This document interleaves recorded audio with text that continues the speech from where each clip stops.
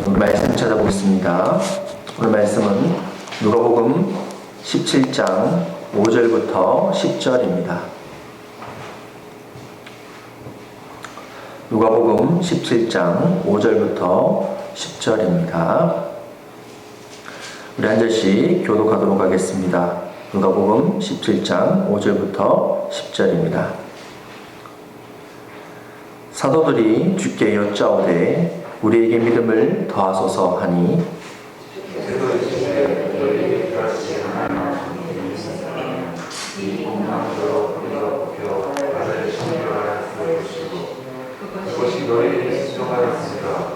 너희 중 누구에게 밭을 갈거나 양을 치거나 하는 종이 있어 밭에서 돌아오면 그더러 곧 와 앉아서 먹으라 말할 자가 있느냐?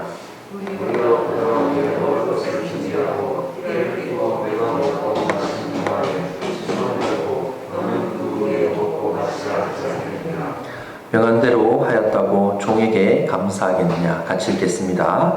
이와 같이 너희도 명령받은 것을 다 행한 후에 이르기를 우리는 무익한 종이라 우리가 하여야 할 일을 한 것뿐이라 할지니라. 아멘. 오늘 본문 관련된 성화는 두 가지입니다. 첫 번째 성화는 빈센트 반 고흐의 뽕나무라는 제목의 성화입니다. 오늘 보면 예수님께서 믿음에 관련된 비유, 뽕나무에 관련된 비유하고 종에 관련된 이야기를 하시죠. 그래서 이 첫 번째 성화는 뽕나무 그림이고요. 두 번째는 제임스 티소의 제자들에게 권고하다라는 제목의 성화입니다. 제자들에게 말씀하고 있는 장면을, 권고하고 계시는 장면을 묘사한 성화입니다. 이 두 성화를 생각하면서 함께 말씀 나누었으면 좋겠습니다. 오늘 본문은 믿음에 대한 말씀 그리고 종에 관련된 이야기가 나와 있습니다. 오늘 본문을 잘 이해하려면 지난 몇 주 동안 제가 말씀드렸지만 맥락과 대상이 누구인지를 잘 파악을 해야 됩니다. 앞서서 16장을 보면, 오늘 본문 앞장을 보면 부자와 나사로 비유가 나옵니다. 그 후에 오늘 본문 바로 앞에 17장 1절부터 해서 4절까지 내용이 나오는데요. 제자들에게 예수님께서 부자 나사로 비유 이후에 덧붙여서 말씀하시고자 하는 내용을 이야기하십니다. 그 내용이 어떤 거냐면 사람을 실족해 안 할 수는 없지만 항상 조심해야 되고, 그리고 내게 잘못을 한 사람이 있더라도 내게 와서 회개를 하면 하루에 7번이라도 용서를 해라, 이렇게 말씀하신 내용이 1절부터 해서 4절의 내용입니다. 주의를 완벽하게 돌아볼 수는 없지만 인간이니까 최선을 다하면서 살아가야 된다는 거예요. 예수님을 따르는 삶이라는 것은 최선을 다하면서 주위를 돌아보면서 사는 삶이다. 늘 돌아보고 조심하고 용서하면서 그렇게 살아라, 이렇게 말씀하셨습니다. 그것에 대해서 제자들이 마음에 부담이 된 겁니다. 이렇게 살아갈 수 있을까? 주변을 돌아보고 용서하면서 남을 실족하지 않게 하면서 그렇게 살아갈 수 있을까 의문이 들었던 것 같아요. 그래서 예수님께 오늘 5절을 보면 뭐라고 이야기합니까? 5절 한번 같이 읽어보겠습니다. 사도들이 주께 여짜오되 우리에게 믿음을 더하소서 하니, 이렇게 믿음을 더해 주십시오. 우리가 그렇게 살아가기가 참 힘드니까 우리한테 믿음을 부어 주십시오. 이렇게 예수님께 부탁을 합니다. 그러자 예수님께서 믿음에 대한 이야기를 하시는 내용이 오늘 본문에 관련된 내용입니다. 예수님께서는 믿음을 더해 달라라는 제자들의 이야기에 뭐라고 말씀하시냐면, 이 뽕나무 이야기를 하시면서 겨자씨만한 믿음이 있었더라면, 이런 말씀하시면서 뽕나무를 바다에 심을 수 있을 것이다. 자그마한 믿음이 있다면 바다에 뽕나무가 뿌리 내릴 수 있게 또 할 수 있을 것이다, 이렇게 말씀하십니다. 그 후에 이 종에 대한 이야기를 하시는데요. 우리 한번 7절 같이 읽어보겠습니다. 너희 중 누구에게 밭을 갈거나 양을 치거나 하는 종이 있어 밭에서 돌아오면 그더러 와서 앉아서 먹으라 말할 자가 있느냐? 종이죠. 친구가 아니라 가족이 아니라 종에 대해서 이야기합니다. 종은 밖에 나가서 일하고 돌아왔는데 그 종이 일하고 돌아왔기 때문에 배고프다고 먼저 밥을 먹을 수 있겠느냐는 거예요. 먼저 주인에게 와서 주인 밥상을 차려주고 일을 다 하고 나서 그 후에 먹는 것이 종의 본분이지 않느냐. 그리고 주님의 명을, 주인의 명을 따랐다고 해서 주인이 종한테 감사하다고 말하는 주인이 어디 있겠느냐? 당연한 거니까. 종은 주인에게 우리는 항상 무익하고 부족하고 해야 할 일을 했을 뿐이다 라고 밖에 말할 수 없을 것이다. 이것이 예수님께서 10절까지 하신 말씀입니다. 오늘 본문의 내용이 뭘 이야기하고 있는가? 믿음 없다는 것을 책망하고 있는 말씀인가? 혹은 믿음을 가지라는 말씀인가? 아니면 이렇게 주위를 돌아보면서 남을 용서하는 삶이 당연한 삶이다 라고 우리가 생각하면서 살아야 되는 것인가? 이 말씀이 우리한테는 버겁기도 하고 어떻게 보면 오해를 할 수도 있는 말씀입니다. 오늘 본문이 말씀하고 있는 바는 크게 세 가지입니다. 이 세 가지만 이해를 하시면 오늘 본문을 이해할 수 있습니다. 첫 번째는 뭐냐면 믿음에 대해서 제자들이 생각하는 바와 예수님이 생각하시는 바가 완전히 달랐다는 거예요. 제자들은 믿음의 양을 더해달라고 합니다. 5절에 보면 내게 믿음을 더하소서. 이 말은 내게 믿음을 부어주십시오. 믿음의 양을 더해 주십시오. 이렇게 말하고 있습니다. 그에 반해서 예수님은 뭐라고 말씀하시냐면 6절 한번 같이 읽어보겠습니다. 주께서 이르시되 너에게 겨자씨 하나일 만한 믿음이 있었더라면 이 뽕나무를 들어 뿌리를 뽑혀 바다에 심기어라 하였을 것이요 그것이 너희에게 순종하였으리라. 예. 제자들은 믿음의 양을 이야기합니다. 근데 예수님께서는 뭐라 말씀하십니까? 겨자씨 하나일 만한 믿음이 있었다라면 이렇게 얘기합니다. 아주 자그마한 믿음이라도 있다면 이라고 얘기하고 있어요. 앞에 제자들은 믿음의 양, 예수님은 믿음이 있느냐 없느냐를 이야기하고 있습니다. 믿음의 유무를 말씀하고 있다는 거예요. 즉 오늘 본문에서 제자들이 착각하고 있는 거, 내게 믿음을 더해 주십시오, 이건 틀린 질문이라는 거예요. 우리가 기도를 할 때 예수님 내게 큰 믿음을 가질 수 있게 해주십시오, 내 믿음의 양이 커질 수 있도록 도와주십시오, 이건 잘못된 기도라는 거예요. 예수님께서 가르치시는 바는 뭐냐? 믿음이라는 것은 많고 적고가 아니라는 거예요. 양이 아니라 믿음이라는 것은 있느냐 없느냐의 문제라는 겁니다. 잘 생각하셔야 돼요. 겨자씨만한 믿음이 있다면 뽕나무가 바다에 심겨질 수도 있다. 뽕나무가 순종할 거다. 이렇게 말씀하고 있습니다. 그래서 우리가 기도할 때, 믿음에 대해서 기도할 때 믿음을 더해 주십시오, 내게 큰 믿음을 주십시오라고 기도하기보다 내가 믿음이 있게 해 주십시오라고 기도하는 것이 옳다는 거예요. 믿음이라는 것은 신뢰의 문제입니다. 우리가 인생을 살다 보면 어려운 일을 겪을 때도 있고 마음이 아플 때도 있고 몸이 무너질 때도 있습니다. 그때마다 우리가 우리 스스로 생각을 하죠. 나한테 믿음이 있는가? 내가 정말 주님을 신뢰하고 있는가? 주님께서 나를 사랑하고 계시는가? 이렇게 스스로 고민하는 그 자체가 굉장히 건강하다는 거예요. 믿음이, 우리가 보통 착각하는 게 있습니다. 교회를 오래 다니신 분들은 어떤 일을 딱 겪었을 때 마치 로봇처럼 나는 주님 안에서 이 모든 것을 할 수 있을 거다, 이렇게 당연하게 생각하는 믿음은 문제 있는 믿음이에요. 사실은요. 네. 사람이라는 것은 흔들릴 수밖에 없는 존재입니다. 나약한 존재입니다. 왜? 나약하기 때문에 예수님 앞에 물을 수 있는 존재이기 때문에 예수님께서는 우리를 사랑하셔서 이 땅 가운데 오시고 우리처럼 약하게 되신 것입니다. 약한 것에 대해서 감사해야 됩니다. 고린도서를 보면 뭐라 말씀하십니까? 바울이 뭐라 말하고 있습니까? 약한 것이 도리어 요긴하다. 예. 우리가 우리 스스로가 약하다는 것을 인지해야만 주님 앞에 엎드릴 수 있습니다. 내게 믿음을 주십시오라고 기도할 수 있습니다. 내가 종교적인 어떤 습관으로 내게 믿음이 있다라는 것을 착각하고 살아갈 때 도리어 넘어지고 부러지고 흔들릴 수 있습니다. 믿음을 버릴 수 있습니다. 그렇기 때문에 우리에게 필요한 것은 믿음의 양이 많으냐 적으냐가 아니라 겨자씨만한 믿음이 있느냐 없느냐의 문제라는 것입니다. 그래서 내가 주님을 신뢰할 만한 아주 자그마한 신뢰라도 있는지를 삶에서 날마다 묻고 돌아보고 기도하는 것, 그것이 중요하다는 거예요. 믿음의 분량이 중요한 것이 아니라 내게 믿음이 진정 있는지 항상 고민하는 것, 이게 오늘 본문이 말하고 있는 첫 번째 중요한 부분이라는 것입니다. 두 번째는 뭐냐면 믿음의 외형이 혹 나를 종이 아니라 주인으로 만들고 있지 않은가 생각해 봐야 됩니다. 17장 9절 한번 같이 읽어보겠습니다. 17장 9절. 명한 대로 하였다고 종에게 감사하겠느냐. 우리는 주인이 아니라 종입니다. 근데 인생을 살다 보면 이럴 때가 있어요. 주님 뜻대로 내가 하고 싶은 길은 이 길인데 이 길이 아니라 주님 뜻대로 이렇게 순종했다고 주님 앞에 의시될 때가 있습니다. 주님 뜻대로 했으니까 내게 복을 주십시오. 이렇게 착각할 때가 있다는 거죠. 예. 그러면 안 된다는 겁니다. 예. 우리는 종이에요, 종.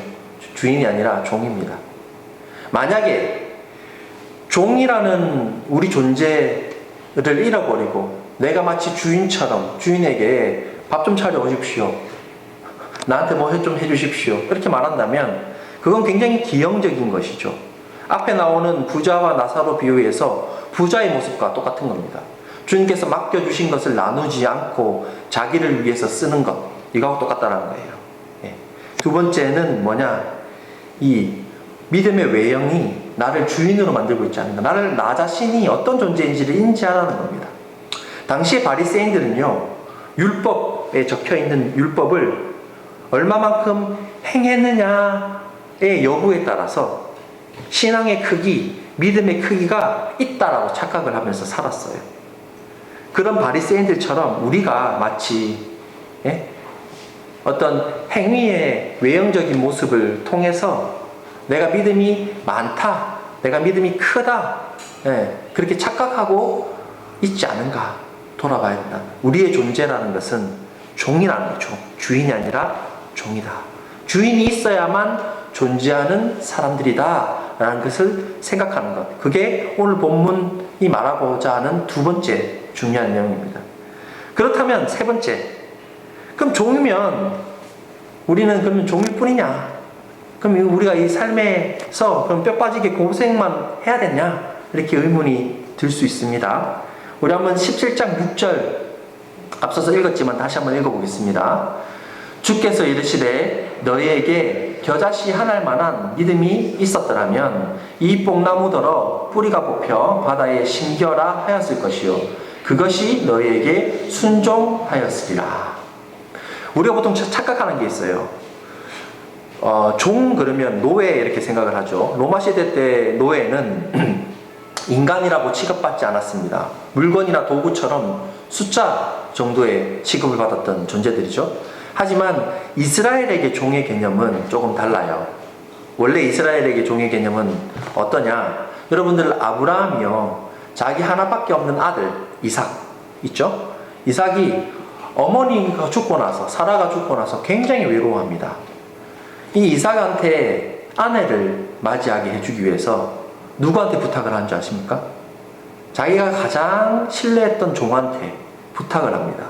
내 고향으로 가서 거기서 내 아들의 아내를 데리고 와라. 그렇게 얘기합니다. 그냥 종한테 명령한 게 아니에요. 굉장히 중요한 것. 어떻게 보면 집안에서 가장 중요한 일을 자신이 신뢰했던 종에게 부탁하는 가족의 모습으로 되어 있습니다. 그래서 자녀가 없으면요, 주인의 재산은 종에게 갔을 정도로 이스라엘 개념에서 종은요, 가족과 같은 그런 개념입니다. 그래서 우리가 종의 존재라고 해서 하나님 뜻대로만 기계적으로 살아야 되나? 아니라는 거예요. 아니라는 거예요. 주인이 종을 신뢰했듯이 종도 주인을 신뢰하는 관계, 이게 중요하다는 겁니다.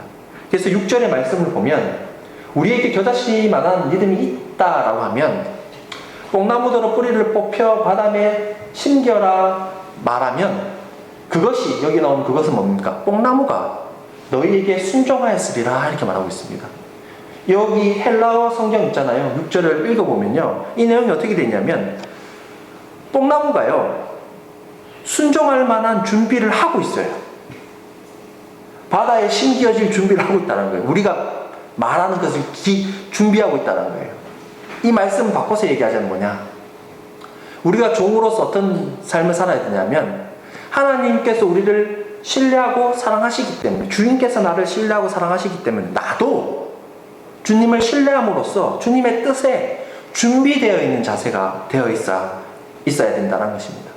믿음이라는 것, 신뢰라는 것은 하나님이 내 삶을 준비하고 계시다, 나를 인도하고 계시다, 나를 사랑하고 계시다라는 것을 깨닫고 보고 어떻게 해야 될지를 생각해 보는 그런 자세가 되어 있는 것을 얘기합니다.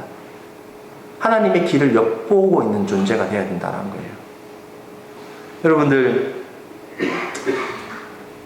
보네퍼가요, 목사님이신데 히틀러를 암살하려고 했다가 감옥에 갇혔다가 교수형 당해서 죽습니다. 천재였거든요. 20살에 박사학위를 받고 전 세계에서 이 사람을 살려야 된다. 이 사람만큼은 이 앞으로의 신학, 앞으로의 어떤 그 기독교를 이끌 사람이기 때문에 이 사람만큼 살려야 된다 하면서 이 사람 억지로 미국에 보냈다가 이 사람이 미국에서 얼마 안 있고 다시 내 조국, 내 백성이 죽어나가는데 목사가 돼서 나 혼자 살려고 도망가는 건 아니다 하면서 독일로 갑니다. 독일로 가서 히틀러를 죽이면 모든 사람들이 살 수 있을 것이다 이런 얘기를 하면서 죽이려 가다가 붙잡혀서 죽는데요. 감옥에서 글을 씁니다. 글을 쓰는데 옥중서간이라는 글을 쓰는데 그 글 중에 이런 내용이 있습니다. 하나님은 자신을 이 세상에서부터 십자가로 추방한다. 인간으로 오신 하나님은 이 세계에서 무기력하고 약하다. 그 하나님은 바로 그렇게 해서, 그렇게 함으로써만 우리와 함께하고 우리를 돕는다. 그리스도가 그의 전능에 의해서가 아니라 그의 약하심과 고난에 의해서 우리를 도와주신다는 것은 마태복음 8장 17절에 아주 분명하게 언급되어 있다. 마태복음 8장 17절을 제가 읽어드리겠습니다. 이는 선지자 이사야를 통하여 하신 말씀에 우리의 연약한 것을 친히 담당하시고 병을 짊어지셨도다 함을 이루려 하심이더라. 이게 무슨 말이냐면 하나님이요, 우리를 너무 사랑하셔서 이 땅 가운데 오셨다는 거예요. 보네파가 생각하는 인간으로 오신 하나님은 종교적으로 나를 구원해 주시는 하나님이 아니라 우리를 너무 신뢰해서, 여러분 잘 생각하셔야 돼요. 우리가 보통 믿음이란 것은 내가 하나님께 있는 거라고 생각하잖아요. 근데 보네파는 반대로 얘기합니다. 하나님께서 우리를 신뢰하셔서, 하나님께서 우리를 사랑하시고 우리를 신뢰하셔서 먼저 약하게 되신 거예요. 우리와 같은 모습으로 오셨어요. 우리를 신뢰하시면 뭘 신뢰하기 위해서? 뭘 신뢰했냐?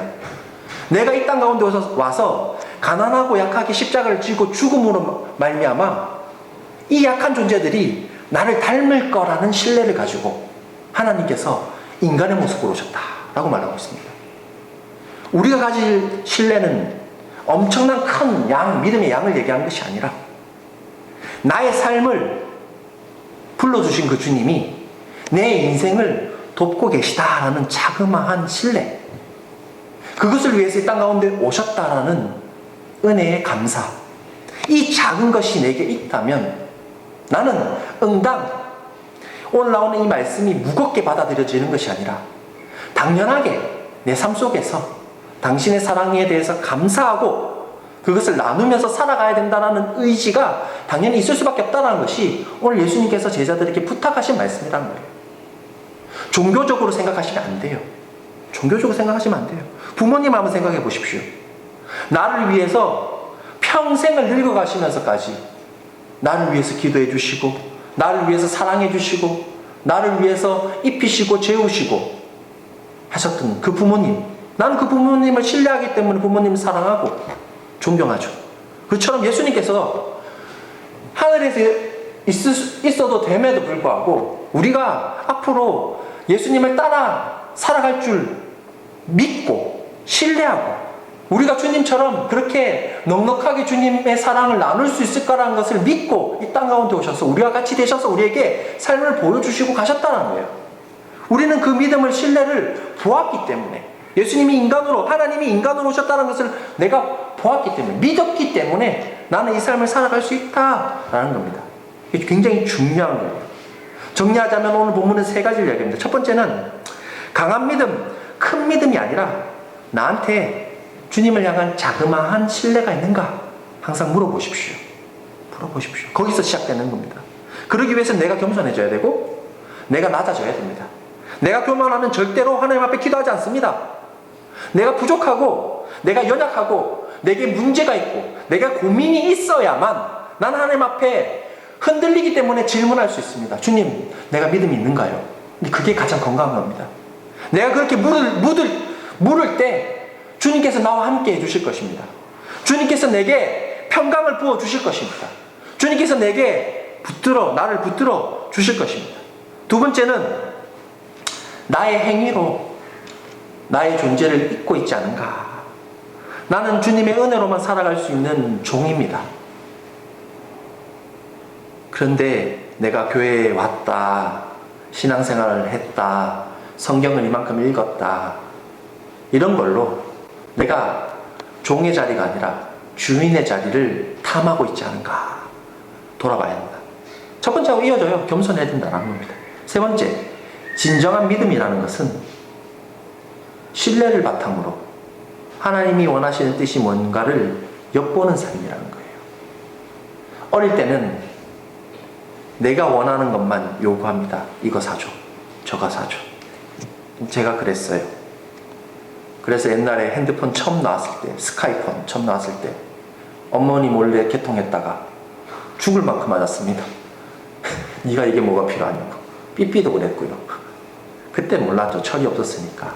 나이가 들고 나니까 어머니가 이제 항암 치료받으면서 요양하고 계실 때